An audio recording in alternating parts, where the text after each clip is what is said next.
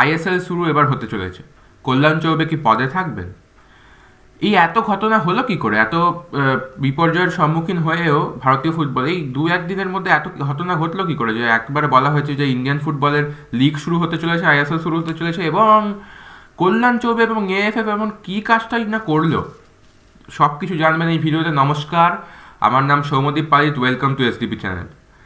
গতকাল থেকেই অনেক ঘটনা ঘটেছে এবং অনেক কিছু রিলিজ করা হয়েছে প্রেস থেকে, স্পেকুলেশনস ঘটেছে, ইনফরমেশন নেওয়া দেওয়া হয়েছে, অনেক ঘটনা ঘটেছে। সত্যি কথা বলতে কি, একেবারে যেটা জিরো ছিল কিংবা নেগেটিভ ছিল ইন্ডিয়ান ফুটবলে, সেখান থেকে অনেকটা এগিয়ে এসছে, খবরাখবর অনেক বেরিয়ে এসছে। কী ঘটনা ঘটেছে আমি এই ভিডিওতে একটু লেটে আনলাম, কেননা আমি পুরো সত্যতা সমাধান করে এবং নিয়ে আপনাদের কাছে পৌঁছাচ্ছি, যে এই পুরো যে আপনারা যে বুঝতে পারছিলেন যে ঘটনাটা ইন্ডিয়ান ফুটবল যে এত বাজেভাবে পরিস্থিতি ক্রাইসিসে চলছিল, এখান থেকে দু একদিনে কী এমন ঘটলো 2026-এ পড়তে না পড়তেই, যে পুরো বৈচিত্র্য পাল্টে গেল এবং বলছে যে আইএসএল কবে থেকে শুরু হবে।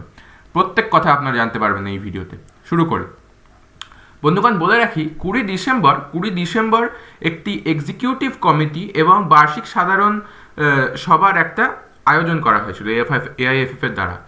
সেখানে অনেক কথোপকথন হলো, অনেকক্ষণ মিটিং হয়েছে 20 ডিসেম্বর গত বছর 2025-এ। ওখানে অনেক কথোপকথনে বেরিয়ে উঠেছে যে আমরা একটা কোঅর্ডিনেশন কমিটি করব। কোঅর্ডিনেশন কমিটি কীরকম? কোঅর্ডিনেশন কমিটির শুধু দেখভাল করার কথা হচ্ছে যে আইএসএল যেন তেন প্রকারে করে ওঠা, এবং প্রত্যেক কোঅর্ডিনেটিং মানে প্রত্যেক ক্লাব, কমার্শিয়াল পার্টনার এবং যেভাবে হোক, এআইএফএফ চাইছে যে এই কমিটির দ্বারা প্রত্যেক মেম্বারকে যেই কাজটা দেওয়া হয়েছিল সেটা হচ্ছে এই কমিটির দ্বারা এআইএফএফ চাইছে যে যেভাবে হোক একটা প্রবলেম সলভ করা হোক, আইএসএল কবে থেকে শুরু হবে, কিভাবে এবং কে করবে। সেরকমই একটা কোঅর্ডিনেশন কমিটি বলেছিল যে আমরা জানুয়ারি 2 পর্যন্ত আপনাদেরকে রিপোর্ট দিয়ে দেবো, জানুয়ারি 2 তারিখে।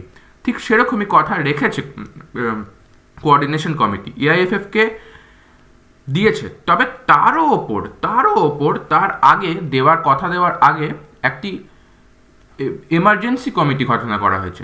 এমার্জেন্সি কমিটির সঙ্গে বৈঠক করার পর, কথা করার পর কোঅর্ডিনেশন কমিটি এআইএফএফকে দিয়েছে এই রিপোর্টটিতে বলা হয়েছে যে দেশের সর্বোচ্চ লিগ আইএসএল এআইএফএফকেই করাতে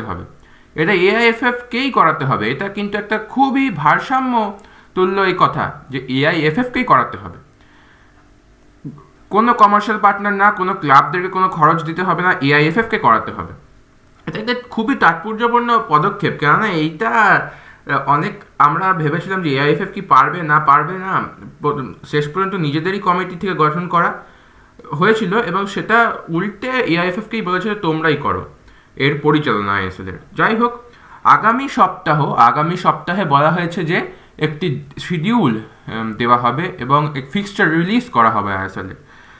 তবে আরও ঘটনা বলি আপনাদেরকে, জানতে চাইবেন আপনারা নিশ্চয়ই যে কেন এরকম ঘটলো, ফট করে এআইএফএফ এর কি টনকটা নড়ে গেল, আর এআইএফএফ ডিসিশনটা নিয়েও যে রিলিজ করলো এত কাণ্ডর পর, এটা হচ্ছে চাপে পড়ে, বেসিক্যালি চাপে পড়ে।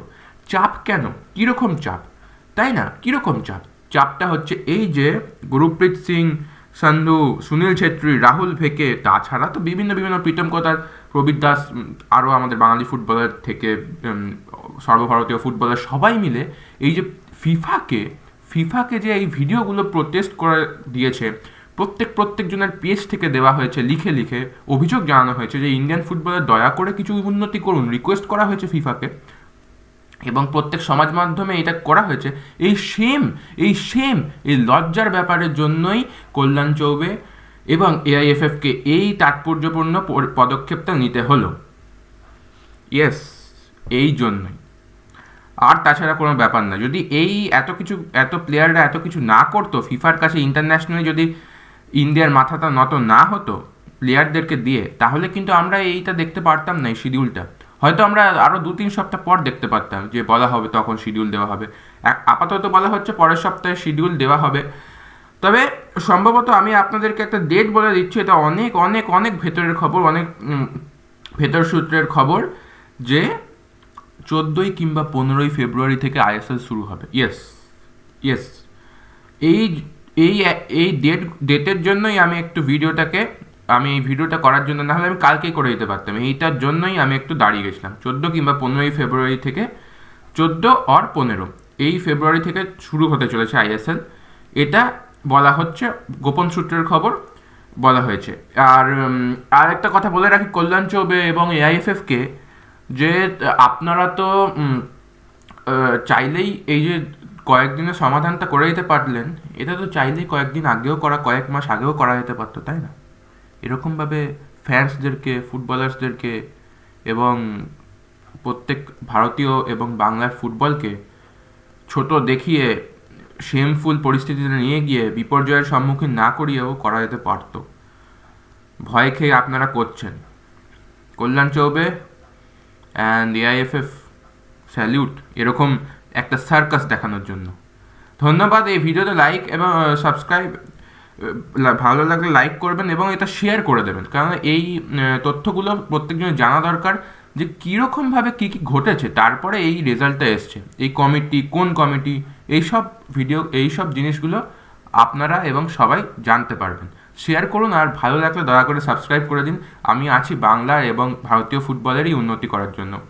প্রত্যেক খবরাখবর, সত্য খবরাখবর এবং প্রত্যেক গ্রাম থেকে শুরু করে ইন্টারন্যাশনাল অবধি প্রত্যেক বাংলা এবং ভারতীয় ফুটবল রিলেটেড খবর আপনাদের কাছে পৌঁছাবো।